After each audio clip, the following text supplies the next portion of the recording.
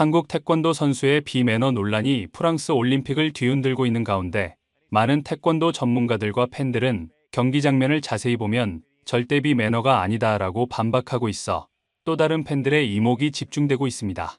일부 팬들은 다 쓰러져가는 선수에게 어떻게 저런 플레이를 할 수 있느냐, 한국의 국격을 땅바닥에 내동댕이 친격이라고 붕괴하는 것도 사실입니다.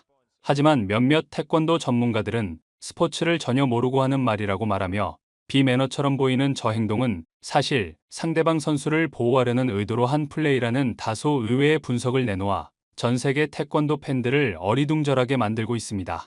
도대체 어떤 상황인지 더 스포츠가 자세히 알아보겠습니다.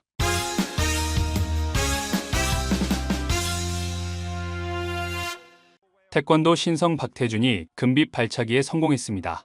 세계 랭킹 5위 박태준은 7일 새벽 4시 30분 파리 그랑팔레에서 열린 2024년 파리 올림픽 태권도 남자 58kg급 결승전에서 아제르바이잔의 가심 마고메도프를 세트 스코어 2대 0으로 제압하면서 금메달을 따냈습니다.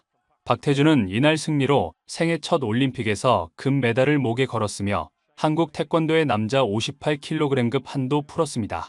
한국은 이 체급에 꾸준히 슈퍼스타들을 배출했지만 올림픽 금메달과는 인연을 맺지 못했기 때문인데요.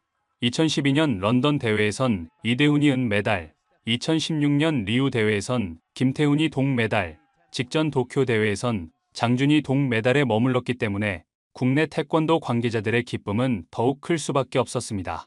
박태준은 지난 도쿄 대회 노골드의 부진을 씻으려는 한국 태권도의 선봉장이었습니다.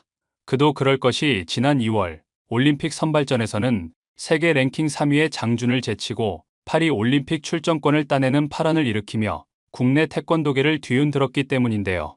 일부 전문가들은 박태준의 장기는 어떤 각도에서도 나올 수 있는 다양한 발차기 기술이라고 말하면서 상대가 예측하기 어려운 타이밍과 동작, 그리고 각도에서 나오는 발차기를 방어하기 어렵기 때문에 특히 얼굴을 가격당하고 큰 점수차로 벌어지는 경우가 경기에서 종종 나온다고 말했습니다. 박태준은 16강에서는 베네수엘라의 2대 0 압승을 거두면서 뛰어난 공중 2단 발차기를 선보이며 이날 경기장을 찾은 관중들의 감탄사를 자아냈습니다. 16강을 가볍게 통과한 박태준은 8강에서 홈그라운드의 이점을 아는 프랑스를 맞이해 이날 금메달에 이르는 과정에서 최대의 고비를 맞습니다. 개최국인 프랑스의 시리앙 라베는 누가 봐도 점수를 잃어야 하는 상황에서 심판진의 편파 판정으로 상황이 어렵게 흘러갔는데요. 박태준은 1라운드를 8대 5로 가져갔지만 2라운드에서 상대의 거센 추격에 3대 4로 패하며 경기를 지켜본 많은 팬들의 가슴을 조마조마하게 만들었습니다.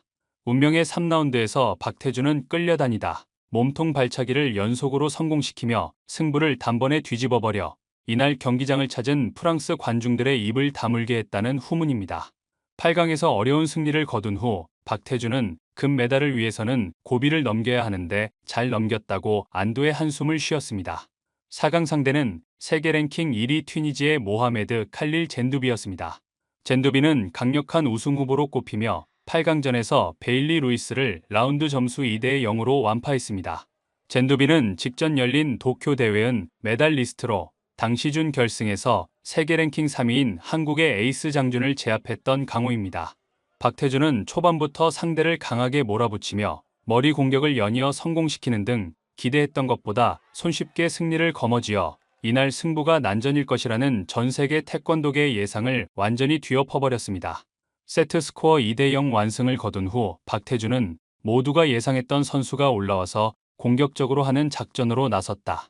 잘 먹혔다고 웃으며 이 체급에서 12년 만에 결승전에 올라간 것은 영광스럽지만 내 목표는 금메달이라고 방심하지 않았는데요.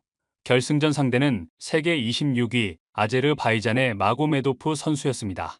마고메도프는 16강에서 아일랜드의 잭 울리, 8강에서 스페인의 아드리안 비센테 윤타를 제압한 데 이어 4강에서 강력한 우승 후보였던 이탈리아의 비토 델라킬라를 꺾는 이변을 연출하며 기세를 올리며 결승에 진출했는데요. 많은 전문가들은 스포츠라는 것이 사람이 하는 것이기 때문에 경기 당일날 컨디션이 좋거나 기세가 좋은 선수가 금메달을 따는 이변이 종종 일어나는 것이 사실이라고 말하며 랭킹으로 보면 절대 올라올 수 없는 세계 랭킹 26위 마고메도프가 결승에 진출했다는 것은 박태준이 조금만 방심하면 상황이 어떻게 전개될지 전혀 예측할 수 없다는 것을 말한다고 경기를 늦추지 않았습니다.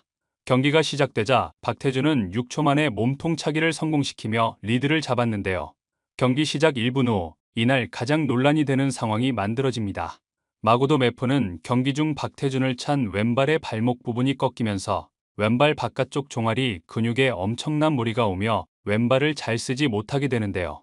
일부 매체에서 발길이 부딪혔다고 하는데 그런 적은 없다고 이날 경기를 지켜본 많은 전문가들은 지적하면서 발목이 꺾이면서 근육에 무리가 간 것이다. 상대 선수가 찰 때 잘못 찬 것이 원인이라고 말했습니다. 그 이후 마고메도프는 왼발을 쓰지 못하면서 1세트를 내주고 2세트가 거의 끝나갈 무렵 이날 최대의 논란이 되는 상황이 일어납니다. 2세트가 거의 끝나갈 무렵 마고메도프가 비틀거리며 뒤로 물러나는 순간 박태준이 발로 밀어차 라운 아웃이 되면서 부상으로 더 이상 경기를 지속할 수 없다는 의료진의 판단으로 경기가 끝나버립니다.